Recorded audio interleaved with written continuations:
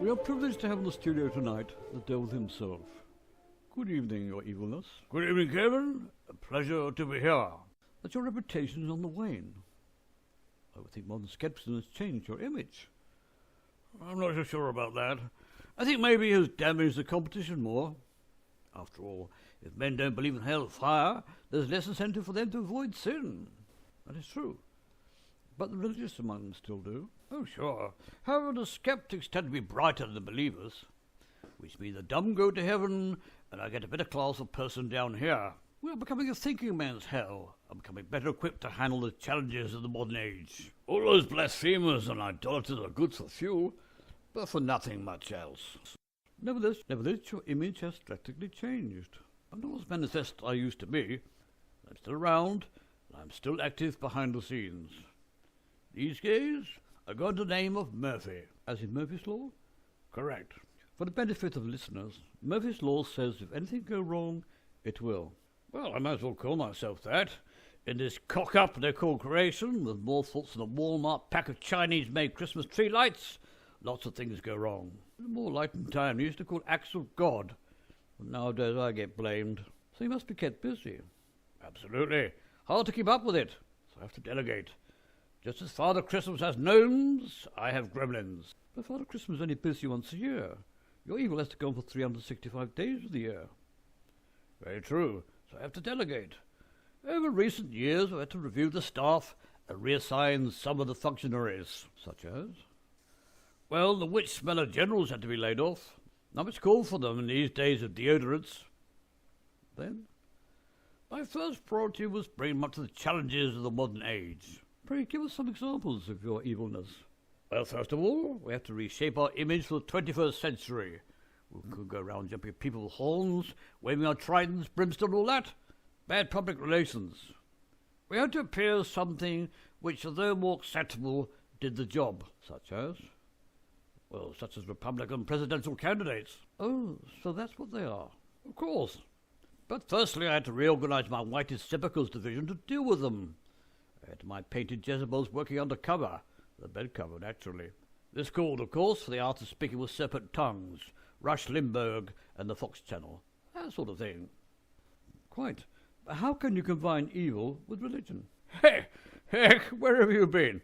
The two have always gone together. Religion has probably killed as many people as the Black Death. However, it's gone undercover these days, so I had to force myself into a new mindset. It's all politics and public relations these days. So I thought to myself, how best can I do evil under the guise of righteousness? And these were, if I may use the term, a godsend. So how did you get the politicians on your side? Well, somehow I had to get away from that commie bastard Jesus Christ image.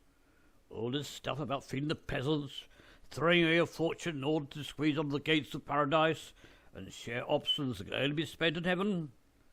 All that had to go if they're going to buy it. The new Christianity is all about telling people how they should live their lives, about women's chastity and keeping them in line. All good guy stuff which every red-blooded American should take to heart. Well, you've certainly been effective in that area. Too kind. Actually, I'm learning a lot from the other side. Ever so often I pretend to be a new prophet. I love to see leaders dancing around and testifying. I've taken for every penny tax-free. Great fun. Well, your evilness, you certainly seem to be adapted well to the modern age. By Jove, yes. I had to bring my gremlins up to date with the technological age. I had to create a technical division. Each one had to be regraded and taught special skills. The Tower of Babel division, of course, had to be merged with the Genesis department. Once I discovered the apple, there was no turning back. So, using the thinking damned I mentioned, I formed the Gremlin Squad. A bit like the Geek Squad, but with horns and a lot more annoying. Give me some examples. Well, the lowest level operative is a niggle. This does irritating things like hiding one of a pair of socks or mislaying a cell phone. Minor but cumulative irritation. Indeed. Another is a slow worm. This creature burrows under roadways at high speed and changes the traffic lights to red just as you reach them. Drives them nuts. I know just what you mean. Any more? Well, then there's the sticky. Sticky? What is that? Well, you know, when you try to use Scotch tape or crazy glue, it sticks to everything except the place you want stuck. Can it get worse? Oh yes, there's my pièce de résistance, the improver.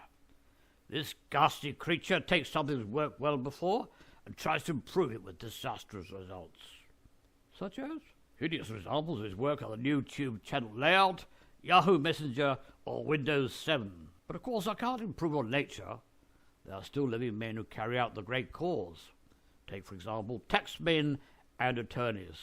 Oh, I always thought these were, in reality, multi-headed fiendish hellworms, the slimy tongues separated the seat, spawned from the hellish miasma of abomination. Good Lord, no, they're still human. Even I can't approve of those. And what about devilish possession? Oh, you mean hostile takeovers, asset stripping, repossession of houses, eminent domain for another Walmart, that kind of thing? Relax. All that rolling around and frothing at the mouth is good as ever. Can it get worse? Oh, I've only started. Then the telephone salesman. These are the voices of temptation to call only when you've sat down for a nice leisurely crap with a copy of Penthouse. Yes, I can see even nature can teach us a thing or two. Certainly. Another is the Murdoch. Ah, the Murdoch. Even the very name makes one blood run cold. The bearer of false witness? Yep, one of my best. Fascinating. Any more? Oh yes, the fashion fiend. And what is that?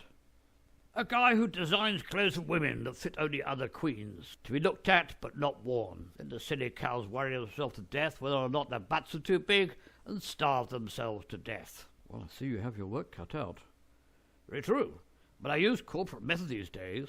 Every Sabbath I convene my board of directors for their input. Nothing like motivation, fresh ideas, that's what's needed.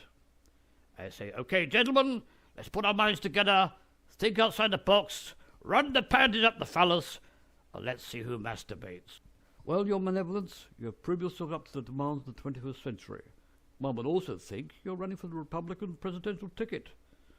Don't tempt me, Kevin. It makes one shudder to think. Thank you. It almost makes one wish for the good old days of the rack and the Inquisition's stick. Well, sadly, those days are gone. But don't we still have 9/11, stoning, and genital mutilation?